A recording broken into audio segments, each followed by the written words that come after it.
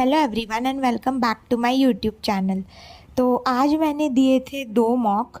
दोनों के दोनों लाइव मॉक थे। एक था ऑलिव बोर्ड पे IBPS PO प्री का लाइव मॉक और एक था टेक्स्ट बुक पे वो IBPS क्लर्क का था लाइव मॉक। तो उन दोनों के मार्क्स मैं आपके साथ आगे शेयर करूँगी। और इस बार मेरे मार्क्स इंक्रीज़ हुए हैं। जो मैंने PO का प्री वाला लाइव मॉक दिया था तो मुझे खुशी हो रही है। जो पिछला मैंने आपको स्कोर दिखाया था गाइडली का उससे तो अच्छे ही है इस वाले में मार्क्स, तो मुझे इससे खुशी हुई। और मुझे लगा कि गाइडली के मुकाबले वो जो लाइव मॉक था वो इजी था जो ऑलिव बोर्ड का था, तो इसलिए उसमें मैं ज़्यादा अटैम्प्ट भी कर पाई थी।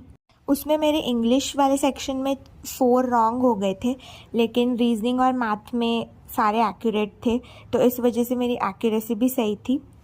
और अभी रैंक वगैरह उसकी अनाउंस नहीं हुई है, वो कल होगी, तो वो मुझे कल ही पता चलेगा।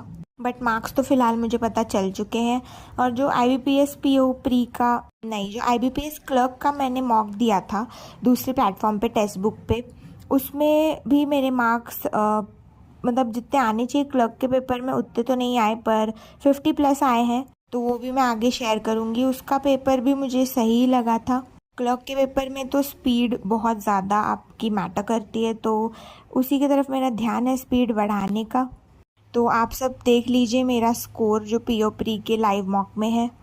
और आज के दिन मैंने जो पढ़ाई करी वो थी, मैम ने एक यूट्यूब पे सेशन लिया था कि IBPS PO का जो पेपर है इंग्लिश सेक्शन का वो ऐसे ही आएगा, तो वो मैंने देख लिया था और सॉल्व भी कर लिया था साथ ही साथ। उसके बाद मैंने रीजनिंग की पज़ल्स बनाई थी। आज मैंने रीजनिंग को 1 ही घंटा दिया पज़ल्स को, तो उसमें मेरी कम ही पज़ल्स बन पाई क्योंकि मैंने मिसलेनियस भी सॉल्व करे। तो आज मैंने एक मॉक सुबह ही दे दिया था जब मैं पढ़ने बैठी थी, और दूसरा मॉक मैंने दोपहर को दिया था लंच के बाद। पहले मैं मॉक्स रात को देती थी, इसलिए मैं ज़्यादा से ज़्यादा एक ही दे पाती थी, क्योंकि पहले मैं पूरा पढ़ती थी दोपहर से सुबह से रात तक, और फिर रात में एक मॉक देती थी। लेकिन मुझे लगता है कि अब 2 मॉक देने हैं तो इसी हिसाब से देना होगा, एक सुबह और एक दोपहर को। और पिछले मॉक में मेरे मार्क्स कम थे क्योंकि अटैम्प्ट ही कम किए थे मैंने, पर इस बार मैंने सोचा कि अपना पूरे फोकस से देंगे मॉक, तो मार्क्स भी अच्छे ही आए। मतलब अभी भी इतने अच्छे नहीं है, 60+ का टारगेट है, तो वो ज़रूर मैं पूरा करना चाहूँगी।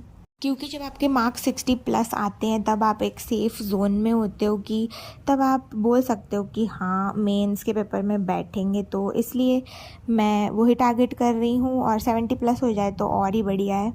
बाकी अब आप मेरा मॉक स्कोर देख सकते हैं जो मैंने टेक्स्ट बुक पे दिया था।